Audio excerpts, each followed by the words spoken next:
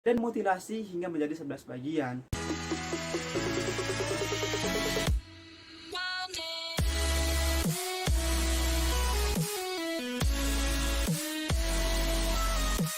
Welcome back to my YouTube channel Enrico Brian. Apa kabar teman-teman? Semoga kalian semua sehat-sehat ya.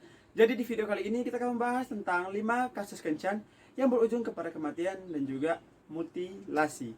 Tapi sebelum kita masuk ke dalam video pembahasan, alangkah baiknya teman-teman untuk subscribe, jangan lupa nyalakan tombol notifikasi agar supaya ketika aku upload video baru, kalian menjadi orang yang pertama menonton video itu, dan jangan lupa like, komen, dan share sebanyak-banyaknya. Zaman sudah canggih, teknologi sudah canggih.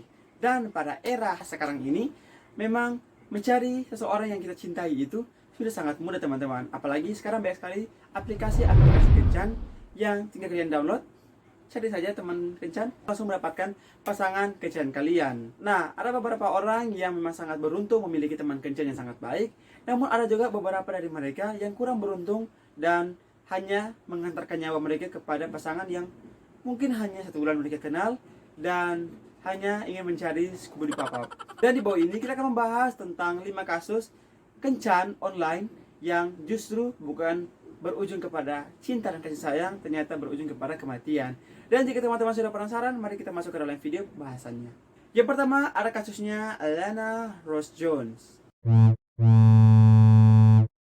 Jadi pada bulan Februari tahun 2015, ada seorang pria yang bertemu dengan seorang wanita dalam sebuah aplikasi kencan online teman-teman. Dan wanita itu track lain dan track bukan adalah Alana Rose Jones. Dan pada saat itu mereka langsung kayak, oke deh, langsung deh kencan ke rumah kamu aja Alana. Jadi mereka langsung pergi ke rumahnya Alana untuk berkencan. Akhirnya kencan itu langsung diakhiri dengan sang pria mabuk dan tertidur di rumahnya Alana. Dan pada saat itu handphone dari sang pria itu langsung berdering. Ya of course dong, sang pria kan sedang mabuk, jadi dia yang memang nggak berdaya dan memang nggak kebangun sama sekali. Jadi si Alana ini langsung mengangkat teleponnya dan mengatakan bahwa ini siapa ya. Dan tiba-tiba ada suara dari perempuan dari dalam handphone dan mengatakan bahwa dia adalah pacarnya sang pria itu. Ya of course dong, Alana yang pada saat itu mendengar kata-kata tersebut, dia langsung panas dan langsung kayak yang emosi dengan apa yang diucapkan seorang wanita itu. Dan karena dia merasa cemburu sakit hati, si Alana ini langsung menelpon balik si wanita itu, si cewek tadi teman-teman. Dan dia mengatakan bahwa dia bersama pacarnya atau kayak yang pacar dari wanita itu sudah melakukan Scooby Pop-up dan laki-laki itu langsung tertidur. Jadi kayak yang dia ingin membuat cemburu dari pacarnya sang pria itu. Dan ketika sang pria terbangun, si Alana ini langsung pergi ke dapur dan mengambil sebilah pisau dapur dan menusuk sang pria dan mengusirnya. Jadi kayak yang laki-laki itu tidak dibunuh oleh Alana, jadi kayak yang hanya ditikam saja dan dibiarkan keluar. Dan pada saat itu juga Alana pun langsung mengakui perbuatannya itu kepada pihak polisi dan menyerahkan dirinya. So gimana menurut kalian? Coba komen di bawah. Next. Nah, jadi kasus yang kedua ini ada kasusnya dari Sydney Love of Lincoln.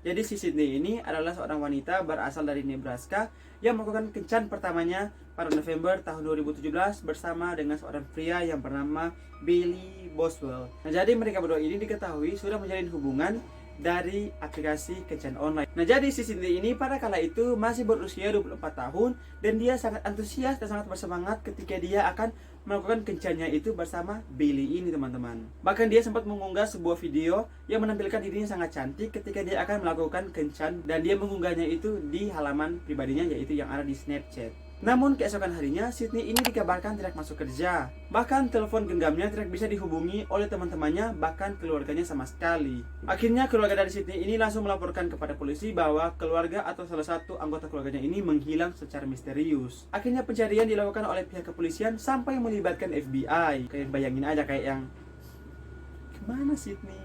Sementara itu polisi langsung menghubungi orang terakhir yang bertemu dengan Sydney, yang tidak lain tidak bukan adalah Billy yang menemui Sydney sebelum Sydney dinyatakan hilang.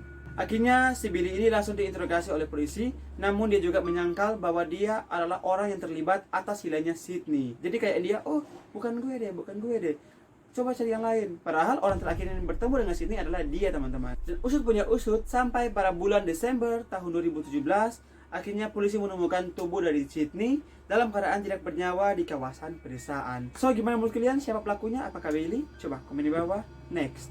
Yang ketiga ada kasusnya Irina Wright.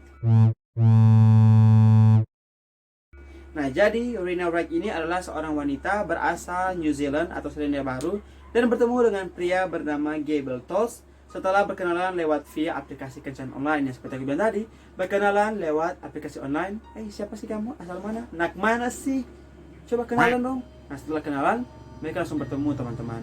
Nah, seminggu kemudian setelah mereka berkenalan, pada bulan Agustus tahun 2014 silam, mereka langsung melakukan kencan pertama mereka ketika mereka sudah lama melakukan hubungan mereka lewat aplikasi. Jadi mereka langsung bertemu secara langsung, teman-teman. Memiliki ekspektasi mungkin ingin disayangi, ingin dicintai, ternyata berbeda dengan kasusnya Werena ini. Kencan mereka ini berakhir dengan pertengkaran hebat di apartemen dari Gable. Dalam perkelahiannya itu, Gable mencekik leher dari Werena dan dia mengunci Werena di luar, dan kayak pintu balkonnya itu langsung dikunci dari dalam oleh si Gable. Nah, ingin melarikan diri atau ingin kayak yang pergi dari tempat itu, justru berbalik kepada Werena. Werena terjatuh dari balkon dan seketika langsung meninggal di tempat.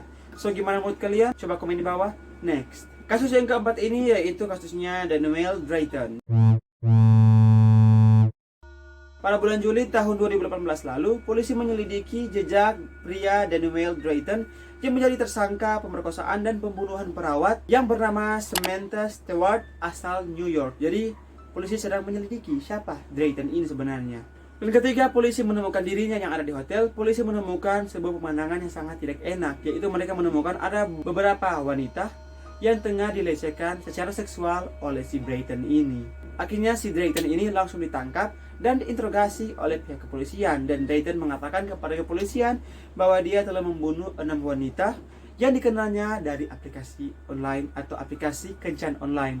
So, gimana menurut kalian? Coba komen di bawah. Next. Oke, jadi yang terakhir ini datang dari Indonesia, yaitu YouTuber asal Indonesia yang bernama Rinaldi Herli Wismanu. Nah, jadi Rinaldi ini dikabarkan meninggal dunia, tewas, dibunuh atau dimutilasi oleh seorang wanita yang baru saja dikenalnya lewat aplikasi kencan online. Jadi jangan percaya wanita baik pria yang ada di aplikasi kencan online.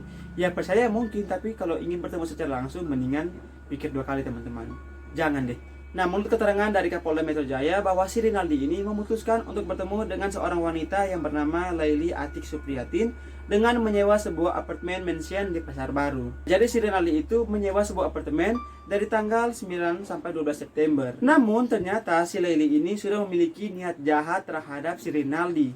Nah, dalam aksinya ini ternyata Laili tidak hanya sendiri. Dia melakukan aksinya itu dibantu oleh teman prianya yang bernama Jumadil Alfari. Pembunuhan itu terjadi ketika si Rinaldi bersama Laili tengah melakukan Scooby Pop-up. Lalu Jumadil muncul dan memukul Rinaldi dengan batu bata 3 kali hingga dia tewas. Jenazah dari Rinaldi ini dipindahkan di kamar mandi dan dimutilasi hingga menjadi 11 bagian.